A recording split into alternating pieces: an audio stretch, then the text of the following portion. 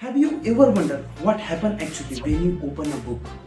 Your eye sees words, but your mind sees words. Your brain begins to dance, your heart starts to listen, and suddenly you are not just reading, you are traveling the world. Welcome to the art and science of reading, the journey through the most magical ability human ever discovered. Thousands of years ago, before alphabets existed, people carved messages on cave walls. That was the first reading material in human history. Then come the Sumerians, Egyptians, Greeks, and Romans, each adding letters, symbols, and structure. Finally, in 1440, John Gutenberg invented the printing press, and reading escaped the temples and palaces to reach the hands of human people. That day the world changed forever. Because knowledge was no longer told, it could now be read. What is reading really? Reading is not just decoding letters, it's making meanings. It's the bridge between symbols and sensation, ink and imagination. When you read a story, you don't just observe the word, you live there. If a character runs, your brain's motor area activates. If the character cries, your empathy center light up. New York Times 2012, your brain on friction, reported that reading activates some brain regions as living those experiences. That's why when you read a good novel, you feel it.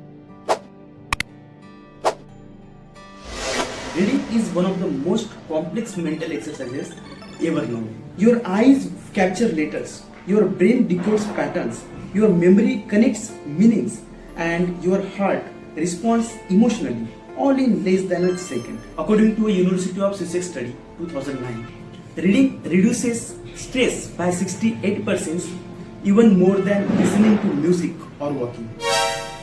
Regular readers have better focus and patience, stronger memory and creativity, higher emotional intelligence, because reading is a meditation. It trains your attention to study here and now. Neuroscientist Mary Wolf, author of Proust and the Squid, says the human brain was never designed to read. We taught it to. Every time you read, new natural pathways from between your visual, auditory, and language centers. That's why reading literally rewires your brain. It builds gray matter, improves vocabulary, and strengthens decision making. Reading doesn't just inform your mind, it transforms it. Reading regularly enhances the left angular gyrus. Gyrus means the brain area responsible for understanding language and empathy. Reading is the oldest form of freedom in every age. Those who read were the ones who lead. Because when you read, nobody controls your thought, you do. From Socrates to Swami Vivekananda, from B.R. Ambedkar to Dr. A.P.J. Abdul Kalam, every visionary shares one habit, that is deep reading. Reading doesn't just open your mind, it opens your soul. The many ways to enter the world of words. There are some major types of reading: intensive reading, extensive reading, skimming reading, scanning reading, critical reading, and reflective reading. Let's see one by one. Intensive reading, it means deep focus on short text like a poem or academic text. Extensive reading means reading long text for pleasure.